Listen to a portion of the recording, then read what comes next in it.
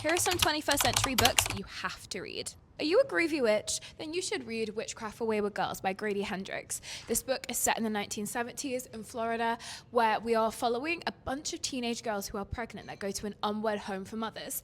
They are given a book of witchcraft called How to Be a Groovy Witch, and suddenly they go from having no power at all to having more power than they can ever imagine. Are you looking for a book that's going to make you uncomfortable and you can read it in a day? You need to pick up Luster. Our main character is just trying to survive, but her life is turned completely upside down when she has an affair with a married man.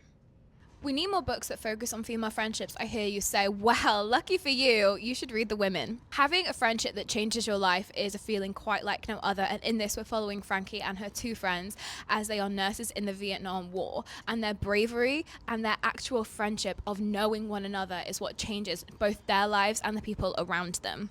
This book won the 2020 Booker Prize and is written in the Glaswegian dialect. And that book, of course, is Shuggie Bain by Douglas Stewart. It's a coming-of-age story that follows our main character as he deals with his mum who's an alcoholic and how that affects him and how he can try and overcome it if possible. This Scottish book will devastate you.